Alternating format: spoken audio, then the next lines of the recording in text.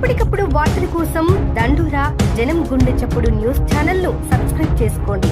Bell button ను click చేయండి, like చేయండి, షేర్ చేయండి.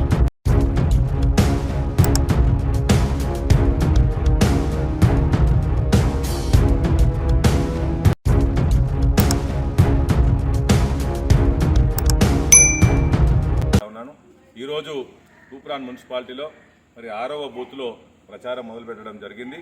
ఈ సందర్భంగా యావత్ తూప్రాన్ ఓటర్ మహాశయులకు ప్రజలకు నమస్కరించి చెప్తా ఉంది ఏంటంటే, ఇవాళ మరి ఎన్నో హామీలు ఇచ్చి గౌరవ రేవంత్ రెడ్డి గారి ప్రభుత్వం మరి అధికారంలోకి వచ్చింది. వారి హామీలను నిజమే చేస్తారేమో అని నమ్మి ప్రజలందరూ కూడా ఓట్లేసి అధికారం ఇస్తే మరి ఇవాళ ఇంకా కూడా ఎవరైనా కూడా సరే అధికారంలోకి రావడానికి ఏవో చెప్పి అధికారంలోకి వస్తారు. కానీ అధికారంలోకి వచ్చిన తర్వాత కూడా ఇప్పుడు 5 నెలలు అవుతుంది, మరి పచ్చి అబద్ధాలు మాట్లాడుతూ ఉన్నారు. ప్రజలు గమనిస్తలేరు. మరి ప్రజలు గొర్రెలు అనుకుంటున్నారా, అమాయకులు అనుకుంటున్నారా? ఏది చెప్తే అది నమ్మి ఓట్లు వేయడానికి అంత అమాయకంగా ఈ తెలంగాణ సమాజం ఉందనుకుంటున్నారా? అర్థం కావడం లేదు. ప్రజలు గమనించాలి. మరి 6 గ్యారంటీలు ఇచ్చి అధికారంలోకి వచ్చినటువంటి కాంగ్రెస్ పార్టీ ఈ ప్రభుత్వం 5 గ్యారంటీలు ఆల్రెడీ ఇచ్చేసామని చెప్తా ఉన్నారు. మరి ఇవాళ పుట్ల కొద్ది ఒడ్లు పండుతూ ఉన్నాయి రైతులకు కేసీఆర్ గారి ప్రభుత్వంలో. ఇవాళ ఇప్పటి వరకు కూడా వరి కోతలు వచ్చినాయి. మరి ఎక్కడ కూడా ఐకేపీ సెంటర్లు పెట్టి ఇంకా ప్రభుత్వం తరఫున వడ్లు కొనడం లేదు.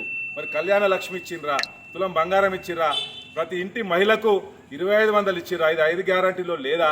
తులం బంగారం 5 గ్యారంటీలో లేదా? 2500 రూపాయలు ప్రతి ఇంటికి ఇస్తామన్నారు. మరి 500లకు సిలిండర్ ఇస్తామన్నారు. రైతులకు 15,000 రూపాయలు మరి రైతు బంద్ ఇస్తామన్నారు. కౌలు రైతుకు 12,000 రూపాయలు ఇస్తామన్నారు. మరి ఎక్కడ పోయింది? ఇవన్నీ 5 గ్యారెంటీలో లేవా? ఇవన్నీ ప్రజలకు అందుతున్నాయా? మరి వీళ్ళు చెప్పేది నిజమా అబద్ధమా? ప్రజలు కూడా గమనించాలి.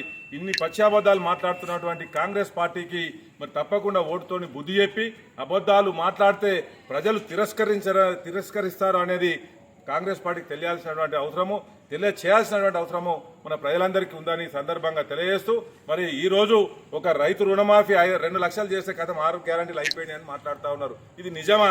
ఏ మహిళకైనా 2500 వచ్చినాయా? ఏ మహిళకైనా తులం బంగారం వచ్చిందా?